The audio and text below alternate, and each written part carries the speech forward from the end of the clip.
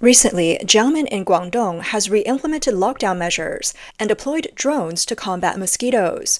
Videos show that after the lockdown, Jiangmen resembles a ghost town, with only drones in the sky engaged in a battle between humans and mosquitoes.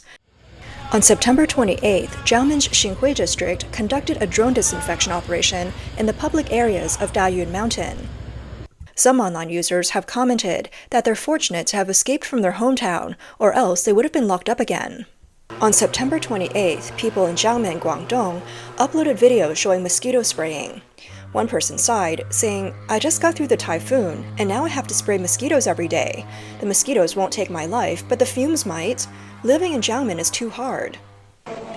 The video showed mosquito control teams in full gear moving through villages, looking like response squads from a zombie movie. Smoke from the spraying filled the city. Some residents complained, saying the mosquitoes aren't dead, but the people are already collapsing. That same day, Guangdong's health authorities reported 3,153 new local cases of chikungunya fever from September 21st to 27th. Among them, Jiangmen alone had 2,927 cases. Foshan had 78, Guangzhou 68, Shenzhen 22, and Zhuhai 13. Officials said there were no severe or fatal cases. The week before, Jiangmen had already recorded 2,238 cases. The city has now activated a Level 3 public health emergency response. Video circulating on social media showed prevention teams everywhere in Jiangmen. Some neighborhoods were put under lockdown, with large groups of workers in protective suits stationed at entrances. One resident exclaimed, "So many people! Liufu Villa is sealed off. It's sealed and the gates are locked." In Taishan, which falls under Jiangmen, video showed a residential area with its gates blocked off, preventing residents from leaving. Online comments reflected growing frustration. Some said, "Those blue suits look familiar. We saw them a lot a few years ago." Others questioned, "Is this even necessary? It doesn't spread from person to person." Some mocked the scale of the response, saying, "All this fuss over a few mosquitoes." Others hoped the lockdowns would end soon. Another person remarked, "No matter how much you spray, it's useless. These mosquitoes have developed resistance. The insecticides don't kill them anymore." In response to the threat of chikungunya fever carried by the white-striped mosquito, Jiangmen has implemented a strategy of killing adult mosquitoes and eliminating breeding sites. On September 28th, in one residential area, greenery was removed and the swimming pool was drained to aid the fight against mosquitoes. The Standing Committee of the Jiangmen Municipal Committee of the Chinese Communist Party held a meeting on September 26, calling mosquito control the most important political task at the moment. They emphasized the urgency, mobilizing the entire society to participate in exterminating mosquitoes at all costs, with the goal of effectively controlling the outbreak before the National Day holiday on October 1st. Officials stated, "We will use 3 to 4 days to eliminate adult mosquitoes and destroy mosquito eggs, no matter the cost." Some netizens mocked the government's approach, commenting they should set up a no-fly zone. Others humorously suggested, like in Foshan, close off storm drains with mosquito nets and only allow boats during typhoon weather. On September 28th, in the Sanjiang town of Jiangmen's Xinhui district, the local authorities decided to reduce the annual village collective dividend by 30%, or even withhold it entirely for farmers who refuse to cooperate with mosquito control efforts. Chinese political expert Xu Ke commented that treating mosquito control as a political task with a focus on using any means necessary demonstrates a crisis mindset aimed at preserving the regime. In other words, the CCP is more concerned about preventing the virus from spreading to Beijing and affecting the elite in Zhongnanhai than the impact on the general public. As of September 26, Jiangmen has organized over 14,000 disinfection workers, with more than 22,000 spray devices in use across the city. Videos circulating on social media show the community mosquito control teams in action, looking like they're preparing for a major battle. One netizen posted a video saying that people are being hired to fight mosquitoes for 20 yuan per hour, with meals provided and transportation to and from the job. A blogger noted that due to the large-scale mosquito control efforts, local factories have faced labor shortages. The sky has collapsed. In just one night, Jiangmen's sky has collapsed. All the electronics factories, auto parts factories, and new energy factories have no one going for interviews. Where did everyone go? They all went to kill mosquitoes. The job seekers didn't go to the factories, they all went to kill mosquitoes. Now the factories are facing labor shortages. No one is there. The mosquito control teams have almost 1,000 people. I don't know what these factories in Jiangmen will do now. If this continues for another 2 months, killing mosquitoes? It's going to be fun. On September 23rd, affected by Typhoon Ragasa, Jiangmen suspended classes, work, production, transportation, and business operations across the city. Authorities sent out a message advising residents to take advantage of the rainy weather to tackle the dense mosquito population, starting a 3-day large-scale disinfection campaign from the evening of September 23rd. Some netizens sarcastically commented, "Have they thought about how many mosquitoes will get inside when we close the doors during a typhoon? Also, when using mosquito coils, people are supposed to leave the room, but where are they supposed to go during a typhoon? Is this reasonable? Even mosquito coils can't handle it in those conditions. Can we not just give this a thumbs up? This seems impulsive." Government experts have analyzed that mosquitoes in Guangdong have developed resistance to pyrethroid insecticides. They said for long-term control, the use of insecticides this year will be the starting point for next year. On September 21st, Jiangmen's authorities stated that all people diagnosed with Chikungunya fever in the city, including mild and asymptomatic cases, must comply with quarantine measures and be hospitalized for mosquito isolation.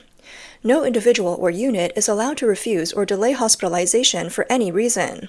All suspected cases must cooperate with medical institutions to conduct mandatory testing whenever there is fever or suspicion, and must not refuse nucleic acid sampling. According to Jiangmen Daily, the city has over 5,000 beds available for patients, and the medical guidelines are to admit all those who need it and hospitalize all those who require it. Official media reports stated that recently, a confirmed chikungunya fever patient in Sighed district did not cooperate with isolation. During hospitalization, the patient left the isolation ward twice without permission and was subsequently penalized. A blogger informed the public that starting September 26, Donghu Park in Jiangmen would be temporarily closed. Another blogger shared a video reminding people living near Donghu Park to ensure their windows and doors are closed, as the park would undergo mosquito control operations with drones. Don't come to Donghu Park tomorrow. In addition, a notice was posted at Heshan Park in Jiangmen, announcing it would be closed for a week. A local market was also closed. A citizen filming at the market said, "I saw the market was closed because someone escaped. During the COVID outbreak, the city was never sealed, but now it is." In the comment section, a netizen responded, "A person escaped in Taishan too." Many locals shared that, if you catch the virus, you will be isolated. And once an infection happens, the area is designated a high-risk zone. Although the authorities claim to have taken comprehensive disinfection measures, the epidemic continues to spread. The public has pointed out that the disinfection methods are crude, superficial, and seem more like a performance than an effective solution. A resident from Pengjiang district in Jiangmen also shared a video on social media, explaining that the community is an old residential area, with many people having lived there for decades. The residents had been planting flowers together for years, but without their consent, the community's streets were completely destroyed and cleared. The resident expressed frustration, calling it destructive violence, tyrannical behavior, and an invasion of people's property. One resident revealed that even the flower pots on his own balcony were removed.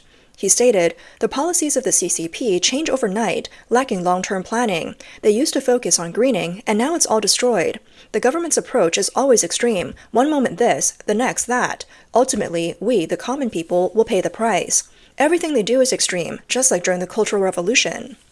Some residents also mentioned that local hospitals are now requiring all patients to undergo blood tests before they're allowed to be treated, which has created a tense atmosphere similar to that during the COVID-19 pandemic.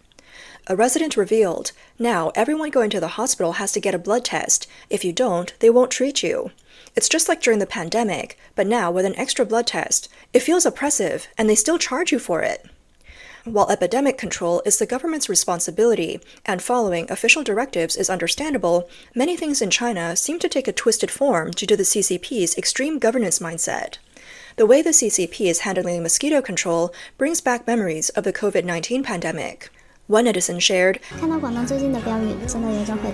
"Seeing the recent slogans in Guangdong, it really feels like we're going back 5 years. Instead of wearing a mask when going out, now it's spraying flower water. Disinfectant alcohol has turned into flower water, and mosquito repellent lights are everywhere. Before, at every intersection, we get questioned. Now at each intersection, we just spray flower water. Before, we used to get our throats swabbed. Now we all just light mosquito coils every day." The public lamented. After enduring 3 years of nucleic acid tests, we're now lining up again for blood tests because of chikungunya fever. Many people in the comments believe that this is unnecessary. The COVID-19 pandemic, which began in Wuhan at the end of 2019, spread across China and the world due to the CCP's initial cover-up. The government enforced extreme zero-COVID policies for 3 years, including lockdowns of cities, villages, and households, creating a humanitarian disaster. The chikungunya virus, which is transmitted by mosquitoes, became widespread in Foshan this August, making the worst outbreak since it was first discovered in China in 2008. Chikungunya can cause severe illness in the elderly, newborns, and those with pre-existing conditions. However, most people recover within a week, although joint pain may persist for months. Both the CCP and the World Health Organization have stated that the mortality rate of chikungunya is low, typically under 0.1%, and most patients experience mild symptoms, recovering within 1 or 2 weeks.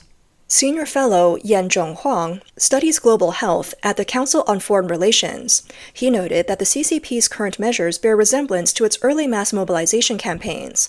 In the late 1950s, the CCP launched the so-called Four Pests campaign to eliminate rats, flies, mosquitoes, and fleas, which led to the mass killing of sparrows, an infestation of locusts, and worsened famine conditions. Huang warned, this is essentially no different from the public health campaigns during Mao Zedong's era. He cautioned that addressing specific public health threats through mass mobilization could lead to unintended consequences. On the motivations behind the government's extreme epidemic control measures, a Chinese blog article argued that this represents a collapse of the rule of law and a human rights disaster, serving as a manifestation of profiting from the epidemic. The article pointed out that behind testing reagents and quarantine points lies a pandemic profiteering interest group, formed by collusion between officials and businesses. For instance, a city required all suspected contacts to stay in designated quarantine hotels, charging 480 yuan per day, while the actual hotel cost was only 128 yuan, with the hotel being run by local officials' relatives. The article said, when epidemic control becomes a business, every mosquito becomes a money-making opportunity. During the chikungunya outbreak in Foshan in August, the authorities announced the use of a retail pharmacy sales registration system for key controlled drugs, requiring real name registration to purchase medication. A total of 47 drugs were listed, including the Lianhua Qingwen capsule, which sparked controversy online. Lianhua Qingwen, produced by Yiling Pharmaceutical, was launched during the SARS outbreak in 2002. It was heavily promoted by the CCP during the COVID-19 pandemic from 2020 to 2022. It appeared multiple times in the CCP's official COVID-19 treatment guidelines. Netizens commented, "Here we go again. The pandemic isn't even over, and now we have this.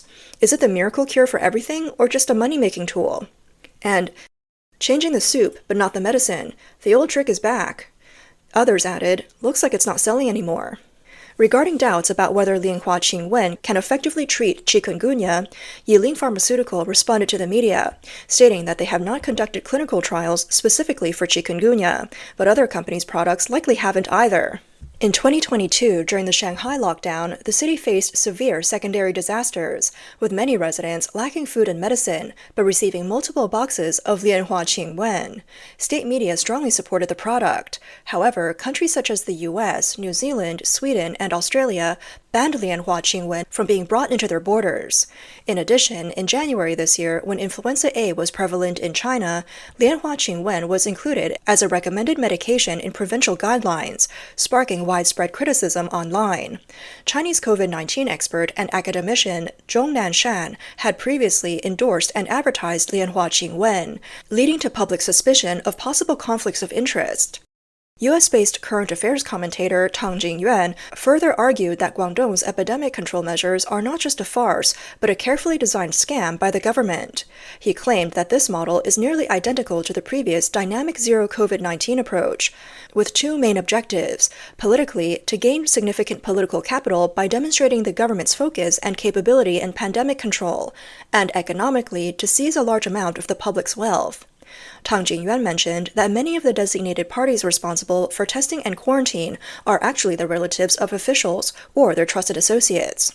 He further stated that the authorities can use epidemic control measures as an excuse to deflect attention from local economic struggles. It's also worth noting that the CCP's National Expert Committee on Disease Prevention and Control was established on September 10th, with Professor Liang Wennan from Tsinghua University appointed as the chairman. Academician Chen Wei from the Military Academy of Medical Sciences and researcher Wang Jianwei from the Chinese CDC were appointed as deputy chairpersons. These three individuals are controversial figures.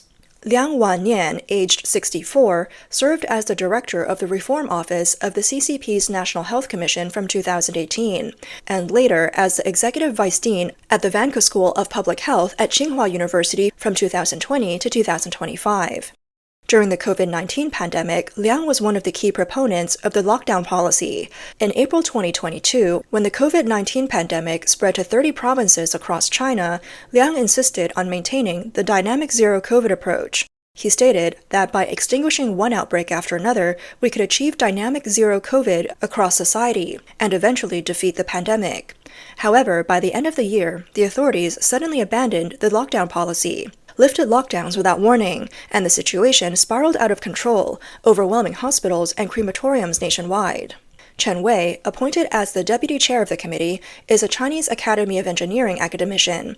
She holds the rank of Major General and is often referred to as the CCP's chief bioweapons expert. After the outbreak of COVID-19 in Wuhan, many speculated whether the outbreak was linked to the Wuhan P4 virus laboratory. The CCP urgently assigned Chen Wei to take control of the laboratory, raising suspicions that her role was to manage the aftermath of a possible virus leak and cover up the truth. Chen Wei has a close relationship to the Chinese-Canadian researcher Qiu Xianguo. Qiu was dismissed from the National Microbiology Laboratory of Canada for leaking state secrets to China. Wang Jianwei, who was appointed deputy chair of the committee, is the current director of the Chinese CDC. He was involved in a controversy during the SARS outbreak in 2002. In November 2002, Guangdong province reported the first cases of SARS, and by 2003, the outbreak spread across the country and globally. According to Caijing magazine, on April 25, 2004, a spokesperson for the Ministry of Health confirmed that the SARS outbreak might have originated from a laboratory infection. On July 1, 2004, the Ministry of Health confirmed that due to improper handling by Wang Jianwei's student, a serious SARS virus leak occurred at the Virus Disease Prevention and Control Institute, leading to Wang's removal as the director. However, he later continued to rise through the ranks.